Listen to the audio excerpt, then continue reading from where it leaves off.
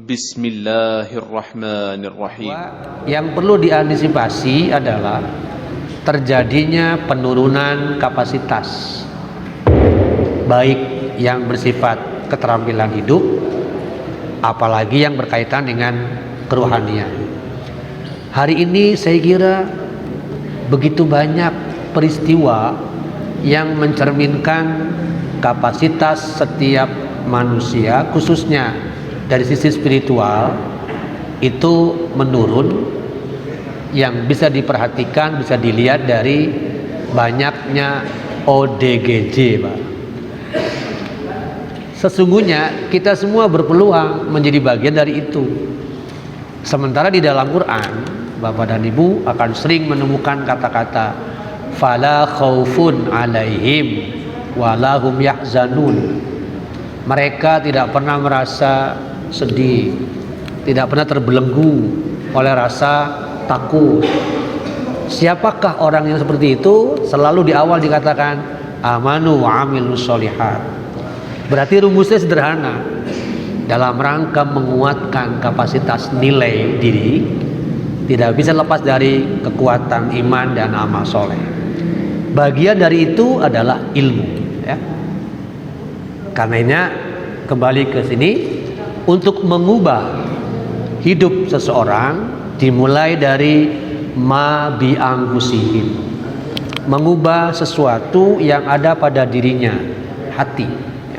Karenanya sejak awal Islam muncul, khususnya pada zaman Rasulullah SAW, hal pertama yang diperbaiki adalah hati dan cara berpikir. Coba kita sedikit dulu ke Sirah Nabawiyah untuk sekedar mengingatkan. Pada saat beliau pertama kali menerima 5 ayat pertama surat Al-Alaq, setidaknya yang dimunculkan itu 2 hal, Pak. Pertama, kesadaran transendental mengenai pencipta dia siapa. Yang kedua, kesadaran pribadi tentang kita ini siapa dan perannya apa. Pengetahuan mengenai Tuhannya siapa, kesadaran semacam ini sangat mendasar, Pak. Nanti berkaitan dengan tujuan hidup. Dan poin kedua adalah kesadaran pribadi. Ketika 2 kesadaran ini sudah menguat, maka akan muncul tindakan berikutnya, yakni bagaimana mengubah hal-hal yang mestinya dia lakukan dalam rangka mengikuti perintah Allah. Itulah ma bi anfusihim. Selama kondisi hatinya belum berubah, akan sulit, Pak, melakukan perubahan apapun. Baik, hari ini kita akan bahas mengenai lanjutannya, bagaimana meningkatkan kapasitas. Mungkin lembaran yang lalu belum sempat dibahas secara singkat, ya. Apa itu qawwam? Ar-rijalu qawwamuna 'ala nisa. Qawwam dari kata qoma, yang secara bahasa berdiri tegak. Tetapi maknanya secara umum qawwam adalah bisa pemimpin, bisa pengayom, bisa pelindung, bisa penanggung jawab. Dalam sebuah tafsir, At-Tabari mengartikan qawam itu ahlu qiyam ala nisaihim, seseorang yang berdiri tegak, siap menjadi pengayom, pelindung bagi perempuan, bagi istrinya. Dalam rangka apa? Takdibihim, memenuhi pendidikan perempuan itu.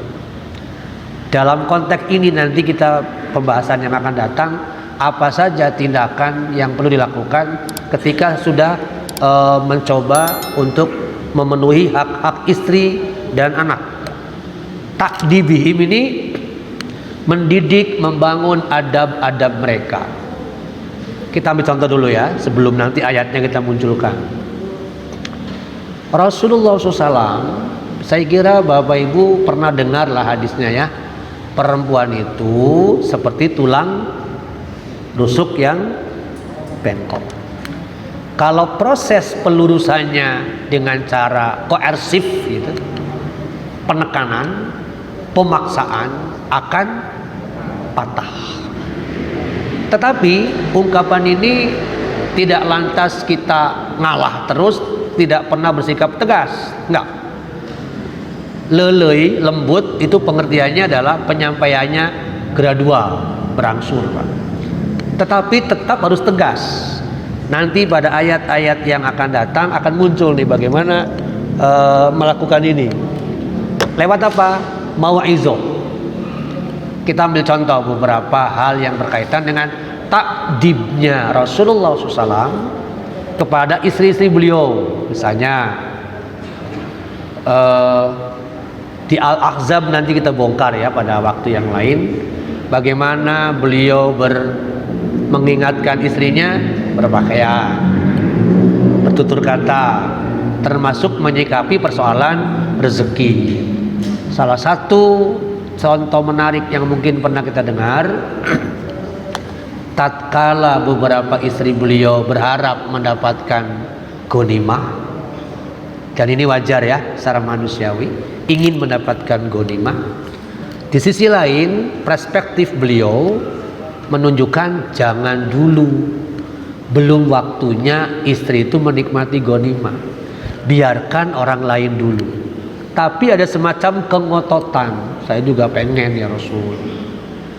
Rupa-rupanya terjadilah perbedaan pemahaman.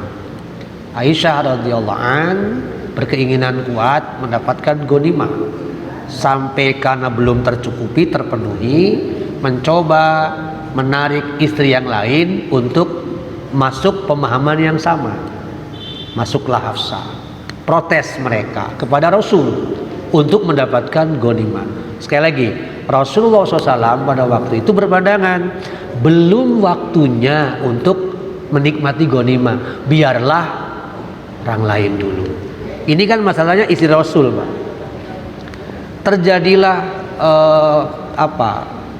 tanda kutip ya, pemaksaan.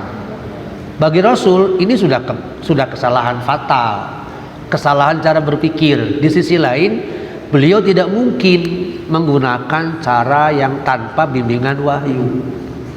Maka beliau berdoa kepada Allah bagaimana menyelesaikan protes para istri ini.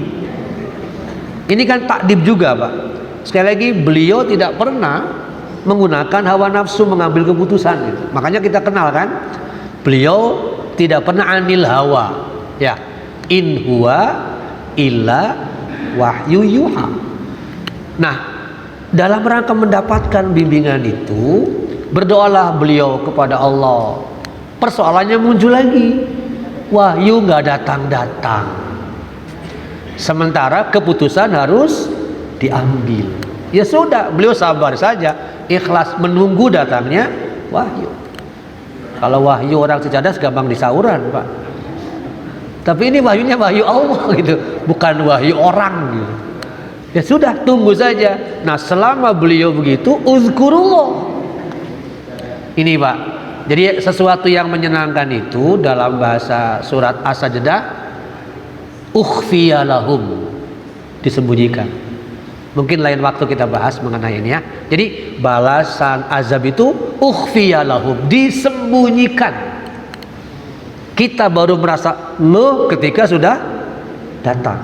Rasulullah SAW pun begitu, disembunyikan. Jadwal wahyu turun, ya sudah, ikhlas beliau terima. Nah, turunlah surat Al-Ahzab untuk mengambil keputusan mengenai bagaimana tindakan beliau kepada istri. Ya ayuhan nabi, kata Allah, hei nabi, kul li azwajik, ini saja katakan kepada pasanganmu, kepada istrimu. Sini, ta'alau, sini, cokobul. Kalau kalian mau dunia, nggak apa-apa. Kita cerai dulu, nanti aku kasih dunia. Semau yang kalian mau, sebanyak yang kalian mau, aku kasih. Tapi cerai dulu.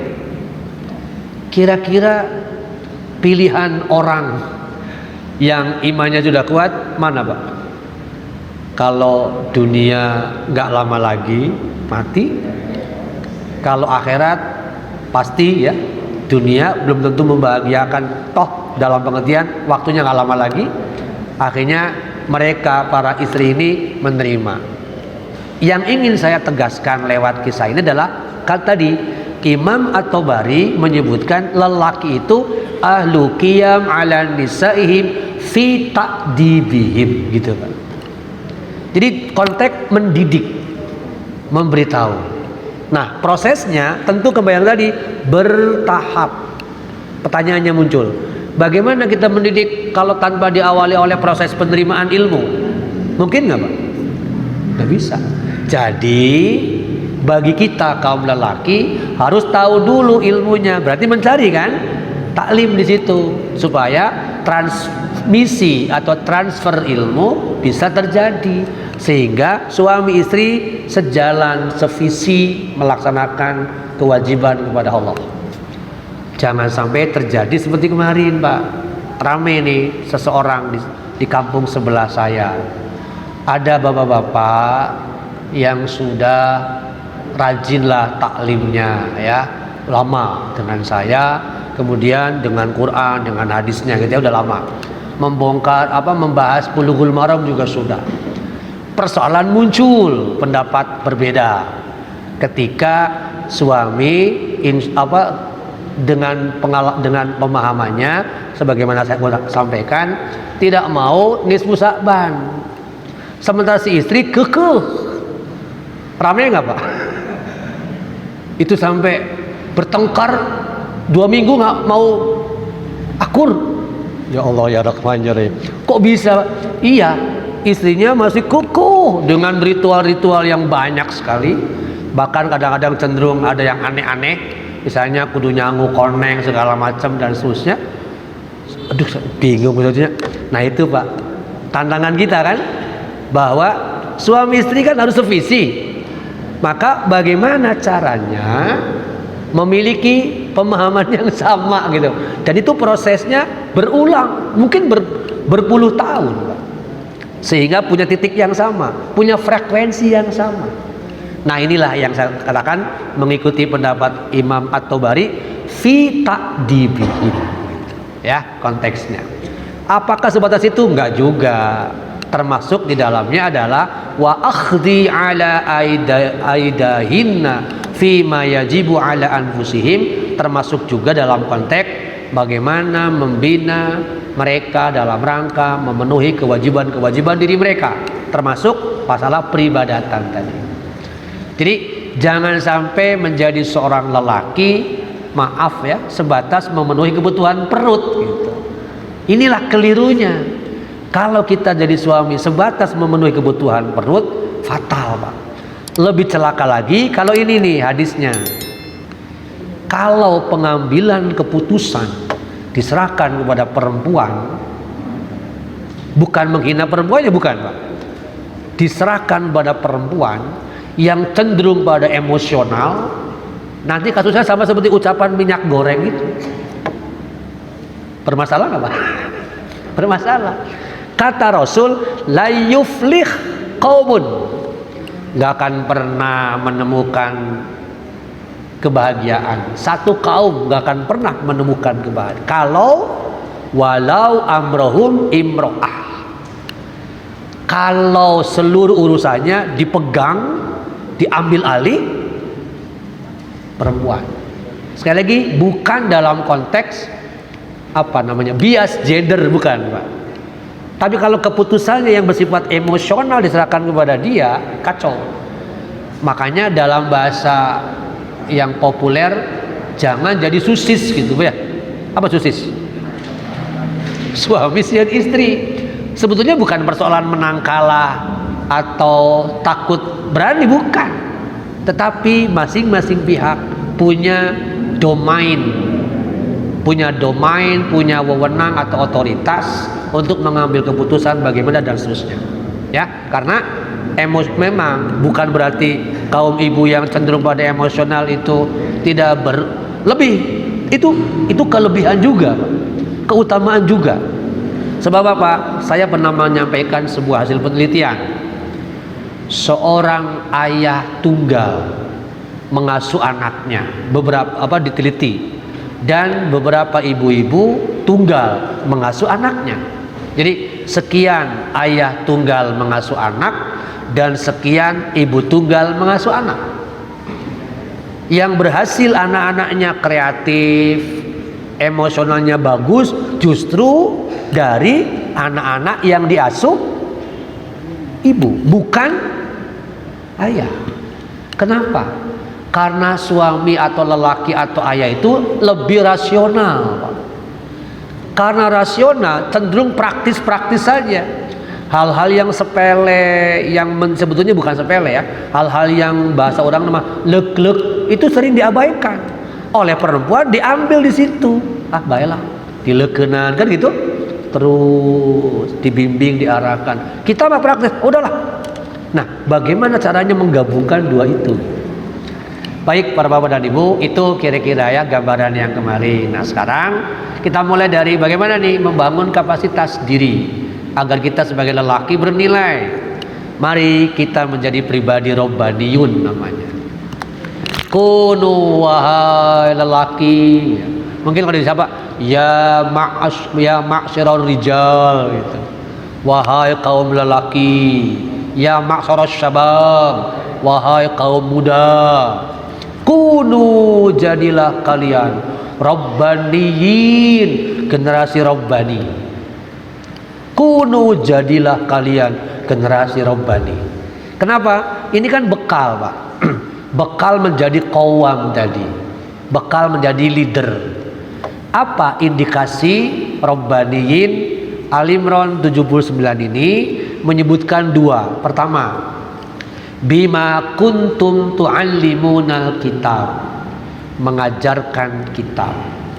Tentu kita mencari ilmu, konteksnya bukan berarti harus menjadi ulama, tidak. Paling tidak menjadi ulama, menjadi alim untuk pribadi dan keluarga terkecil, bukan semata-mata untuk orang lain, tidak.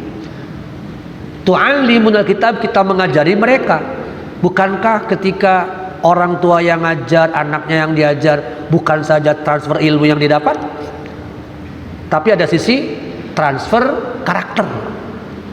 Pernah saya bilang dulu, dalam ilmu manajemen knowledge, manajemen pengetahuan, ada yang disebut tacit knowledge, pengetahuan atau ilmu yang tersembunyi. Kalau yang eksplisit itu bisa ditularkan, bisa dipindahkan. Tapi yang namanya inisiatif, karakter, kebiasaan itu nggak bisa kecuali dilihat, diamati, dan seterusnya. Itu perbedaannya. Maka yang namanya keimanan, takwa itu nggak bisa ditransfer, nggak bisa dipindahkan. Pembentukan karakter nggak bisa, tapi lewat tarbiyah itu. Maka ayah dalam hal ini, para suami harus tu'allimunal kitab, harus mampu melakukan tu'allimunal kitab. Lalu kenapa tu'allimunal kitab itu didahulukan daripada bima kuntum tadrusun, mempelajari? Seolah-olah penekanannya harus, tetapi dikatakan mungkinkah bisa mengajarkan, bisa menerangkan, bisa menjelaskan Pak, tanpa diawali oleh input? Kan nggak mungkin. Jadi yang kedua, bima kuntum tadrusun, karena mereka sejak dulu sampai hari itu terus tadrusun, mempelajari. Kalau bapak dan ibu membuka Quran akan sering kata-kata dua fiil ya, bima kanu ya'malun gitu ya, bima kanu, atau di sini bima kuntum tadrusun, kan sudah ada fiil Pak. Tadrusun kan fiil, mempelajari. Kenapa mesti ada kuntum? Yang saya tahu dalam sebuah tafsir dikatakan penggunaan dua fiil itu untuk menegaskan bahwa tindakan orang yang bersangkutan tiba heula gitu. Sejak dulu dia sudah melakukan itu sampai dia masih hidup terus melakukan. Jadi dua kali. Dari dulu sudah melakukan sampai titik akhir pun tetap melakukan. Berarti bima kuntum tadrusun, orang ini dari dulu sampai yang bersangkutan hendak mengajarkan pun tetap tadrusun, mempelajari. Sekarang kita lihat bagaimana tafsirannya Pak ya. Saya mengutip Ibnu Katsir, tetapi di dalamnya ada pandangan dari beberapa ulama tafsir lain. Kita lihat. Yaqulur rasulul linnas, kata beliau, bahwa seorang rasul pasti berkata kepada orang lain. Ayat ini memang pendek ya, aslinya panjang. Aslinya apa? Aslinya ayat ini mengatakan kalau seseorang dikukuhkan menjadi nabi atau menjadi rasul, mustahil berkata kepada umatnya untuk menyembah dirinya. Itu awal ayat, Pak. Ulangi. Seseorang yang diangkat menjadi rasul, menjadi nabi dengan indikasi dapat kitab gitunya, tidak mungkin alias mustahil berkata kepada umatnya kunu ibadalli min dunillah. Mustahil orang itu mengatakan sembahlah aku selain Allah. Tidak mungkin. Karena apa? Itu sama dengan menyalahi tupoksi kan, tugas pokok fungsi rasul. Tidak mungkin. Justru yang rasul katakan, siapapun itu adalah ini, yaqulur rasulu linnas. Rasul itu berkata kepada manusia, kepada umatnya, kunu rabbaniyin. Jadilah kalian generasi yang rabbani. Ibnu Abbas, Abu Razin, wa ghairu wahid, dan selain keduanya memaknai generasi rabbaniyin tiga, Pak. Satu, hukama'u. Hukama'u, Bapak ingat ya, hakim. Kalau begitu, apa itu hukama? Orang yang bijak dalam memutuskan sebuah perkara. Jadi kalau begitu, orang yang robbani, ya, lelaki yang robbani, karena tadi belajar mengajar gitu kan, dua aktivitas, pasti memiliki pribadi hukama'u.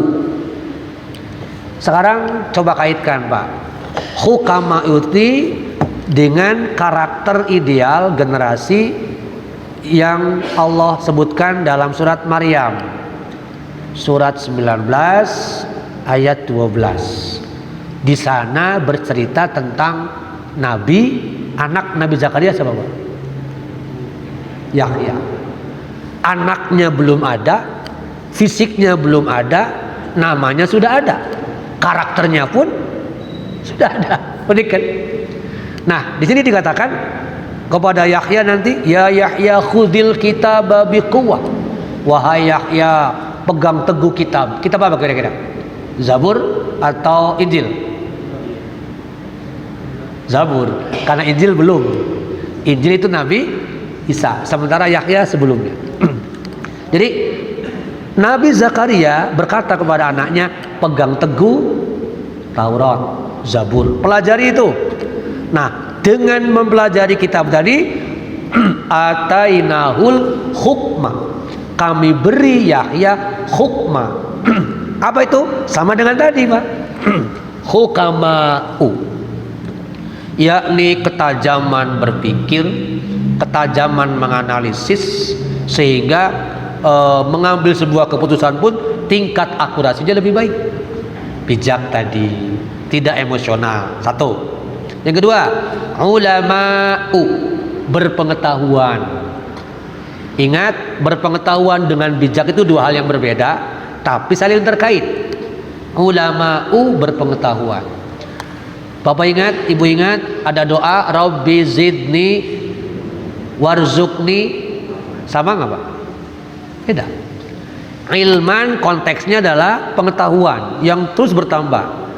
Tapi ketika pengetahuan tak bertambah, pengetahuan bertambah, pemahaman tidak, itu bisa bahaya. Kenapa? Amalannya nggak ada nanti, atau boleh jadi amalannya tidak berubah karena sekedar nambah pengetahuan, tidak menambah pemahaman.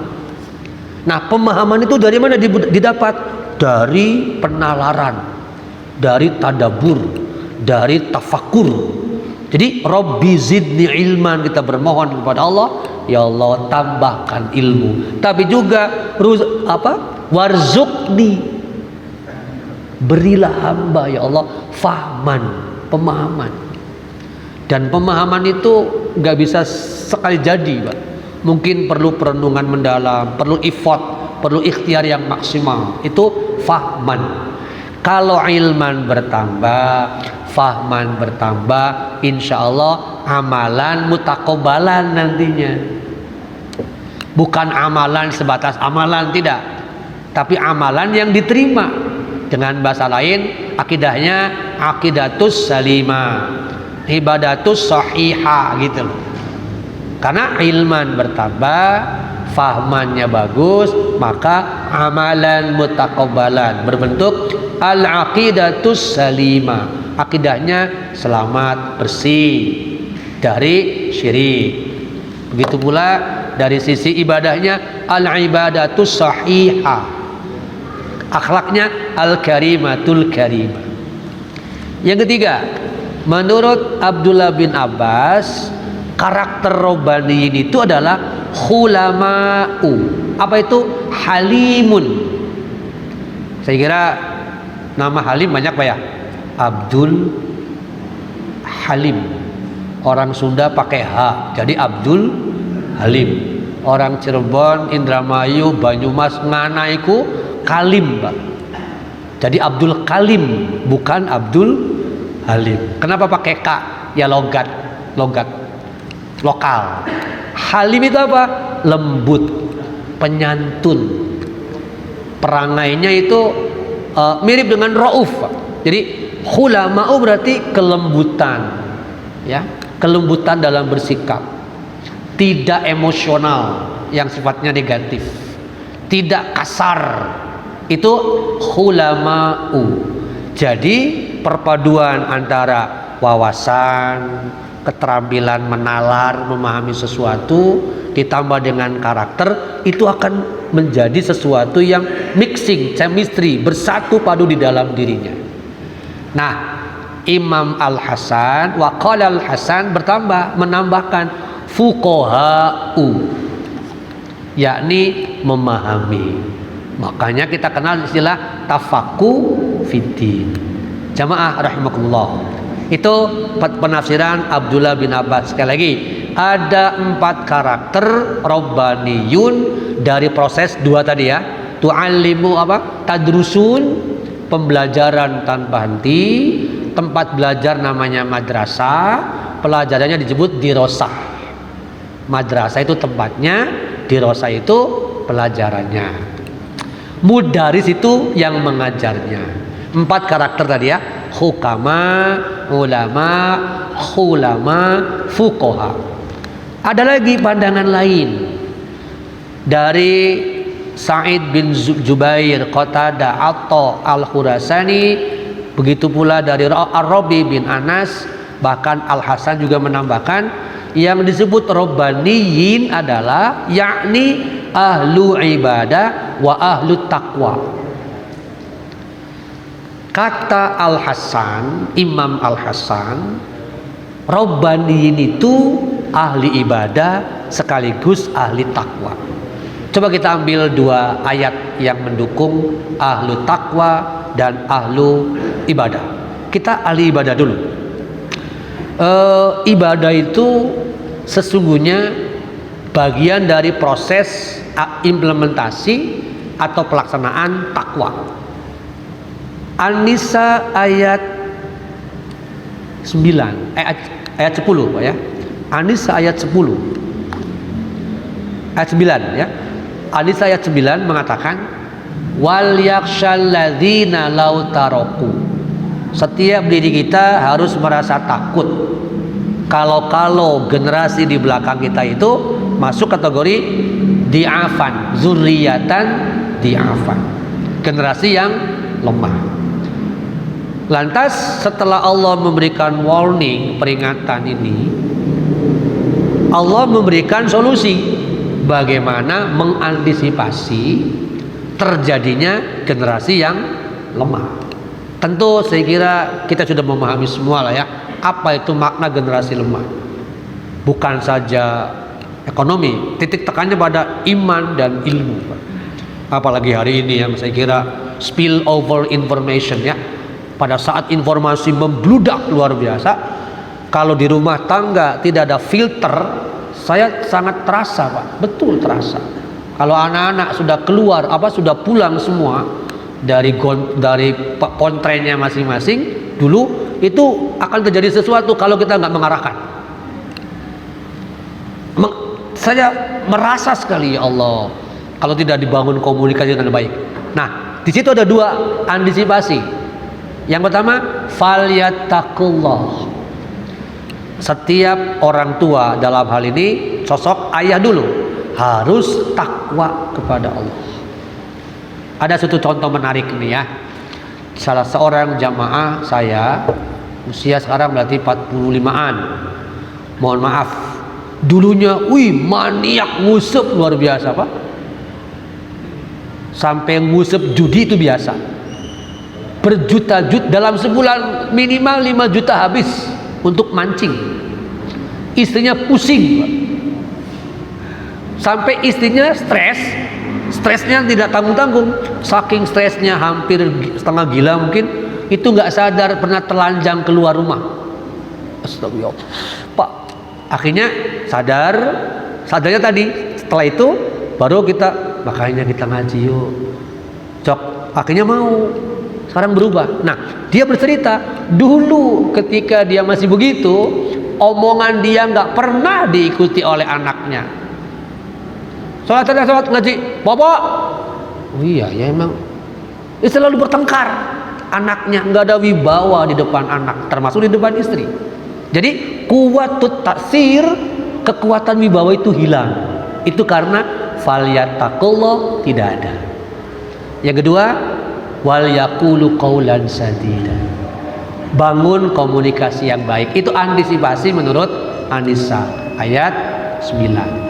Kemudian yang kedua mengenai ahlut taqwa ada di surat Al-Mudaththir surat 74 ayat terakhir, terutama 55 sampai 56 ya. Di sana ada kalimat ahlut taqwa, ahlul maghfirah.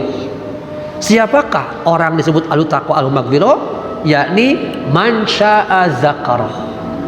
Orang yang punya keinginan kuat untuk mempelajari agama. Jadi balik lagi bahwa kalau kita ingin menjadi bagian dari ahlut taqwa, jangan jauh dari taklim. Itu saja, sederhana kan Pak? Taklim ayo dimanapun cari, tentu yang rujukannya jelas gitu. Ya, jadi inilah Rabbaniyun tafsirannya dari beberapa ulama ya. Kemudian yang terakhir para bapak, setelah ilmu kita pelajari sedemikian rupa, nah nanti ini akan berpengaruh pada kekokohan spiritual, karakter. Kita akan masuk menjadi Rabbiyun namanya. Jadi kalau Rabbaniyun itu kesannya keilmuan.